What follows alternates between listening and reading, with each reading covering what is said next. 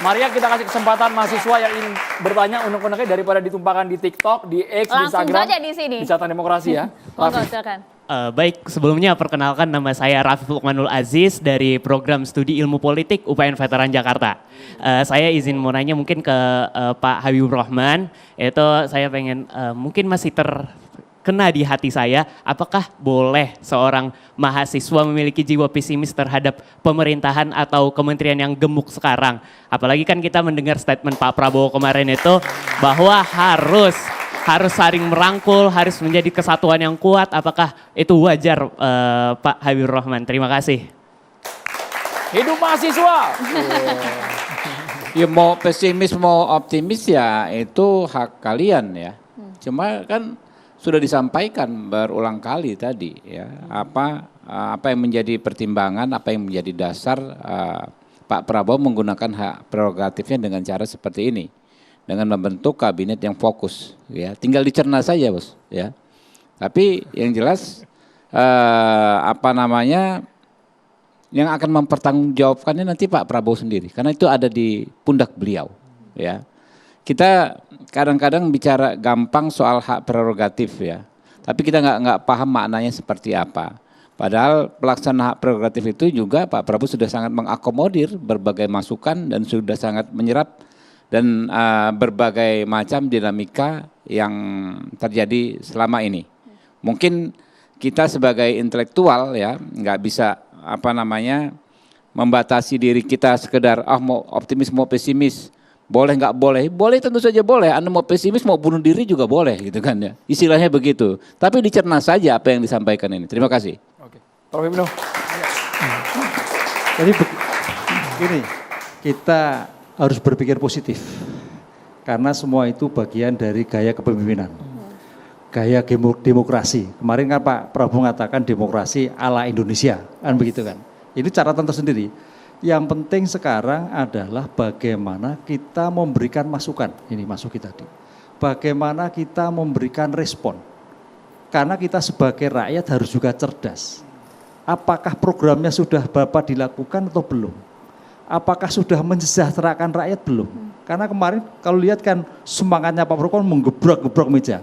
Yang saya takutkan adalah para menterinya yang tidak seirama dengan presiden. Yang tidak mampu mengikuti gaya kerja daripada presiden. Ini yang paling berat. Kan makanya mau dibawa ke Magelang, Prof. Iya, di bawah Magelang itulah salah satu cara. Coba kalau lihat stylenya, gaspolnya kan luar biasa Pak. Luar biasa Mbak, tapi begitu nanti pada implementasi di lapangan, apalagi variatif lagi menteri itu juga berbagai corak, berbagai ideologi, harus satu sama. Karena goalnya adalah satu, bagaimana peningkatan kesejahteraan masyarakat. Begitu. Masuki. Ya, saya ingin membocorkan sedikit rahasia, nggak rahasia tapi cerita di belakang layar lah ya. Soal apa yang dilakukan Pak Presiden saat itu belum menjadi presiden ketika memanggil sejumlah calon menteri. Percakapannya apa sih kurang lebih gitu ya? Bocorin Mas malam ini Mas. Oke siap. Jadi saat itu setiap calon menteri, calon wakil menteri, calon kepala badan dan calon wakil kepala badan ketika dipanggil oleh presiden terpilih saat itu statusnya masih presiden terpilih ya, itu diyakinkan oleh beliau, kamu nggak boleh rampok uang rakyat, kamu nggak boleh ambil uang APBN, ya, di luar konteks gaji. Kalimatnya persis gitu? Persis seperti itu, dan kamu nggak boleh ambil keuntungan dari kewenangan kamu untuk kepentingan pribadi kamu. Itu ketika dipanggil ke Kartanegara, kemudian diberikan pelatihan. Hambalang. Atau pembekalan lah, bukan pelatihan. Di Hambalang, di Kabupaten Bogor ya. Saat itu yang diberikan adalah capacity building atau perluasan wawasan terkait dengan beberapa hal. Saya sebutkan 3 di sini. Yang pertama itu adalah wawasan ekonomi. Yang kedua adalah wawasan geopolitik, tadi sudah disinggung oleh Bang Habib ya. Dan yang ketiga adalah wawasan tentang artificial intelligence. Apakah ini threats, ancaman, atau apakah ini peluang?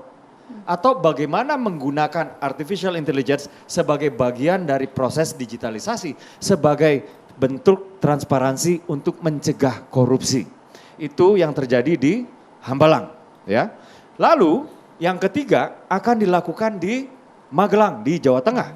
Dan ini Presiden Prabowo menginginkan orang-orang yang berada di kabinetnya, baik itu menteri, wakil menteri, kepala badan, wakil kepala badan, ya, untuk menanggalkan warnanya masing-masing, untuk menanggalkan status sosial ekonomi masing-masing, untuk menanggalkan profesinya masing-masing. Ada yang dari profesional, ada yang pengamat atau akademisi, dan lain-lain. ada yang politisi dan lain. Itu semuanya dilepas dan melebur bersatu padu menjadi bagian dari kabinet merah putih di bawah kepemimpinan Prabowo Subianto. Betul.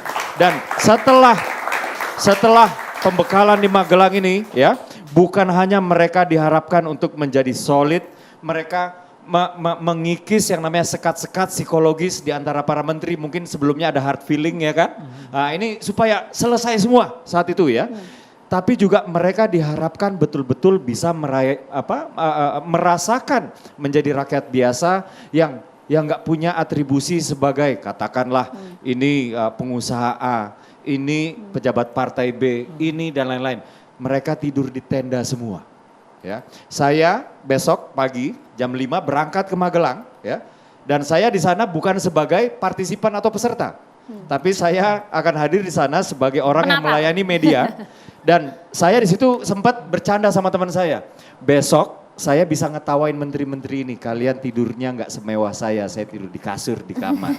Kalian tidurnya di tenda-tenda. Kurang lebih seperti itulah yang ingin dilakukan oleh Presiden Prabowo. Ada pelatihan fisik juga nggak? Nggak Di sana? Nggak ada. Jadi di sana Kalau Akmil kan bayangannya. nggak ada. Di sana fokusnya adalah kedisiplinan, Oke. ya, kemudian teamwork. Tapi yang jelas setelah dari sana, Kabinet Merah Putih satu visi, siap langsung aksi. Dan Kurang lebih seperti ini itu. juga Mas Uki, rakyat juga ingin segera janjinya diwujudkan, ingin merasakan program-program nyata dari Prabowo. Mas Adi Praitno.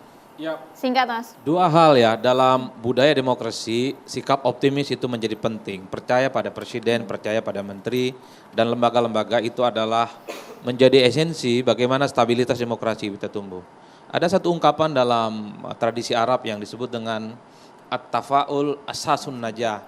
Jadi optimisme itu adalah kunci kesuksesan, bukan hanya untuk pribadi tapi untuk bangsa. Jadi mahasiswa, lihatlah per hari ini di tengah pesta, kita punya presiden di seluruh Indonesia, kita bisa menyaksikan pelantikan presiden, menteri, wakil menteri, kepala staf, kita harus optimis bahwa mereka ini bisa bekerja untuk bangsa dan negara. Tapi ingat, kalau beberapa bulan ke depan tidak sesuai dengan janjinya, tidak sesuai dengan visi misinya, mari kita kritik dan koreksi bersama-sama.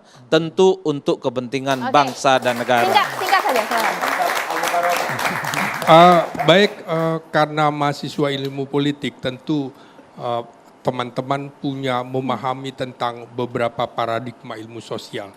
Anda bisa menggunakan paradigma kritis, Anda bisa menggunakan paradigma positivis, Anda juga bisa menggunakan paradigma konstruktivis dan juga bisa menggunakan post-positivisme. Jadi bukan persoalan pesimisnya, tapi Anda bisa melakukan kritis tentu dengan argumen-argumen yang matang sebagai ilmuwan. Terima kasih. Terima kasih banyak. Terima kasih banyak seluruh narasumber. Bang Habib terima kasih juga.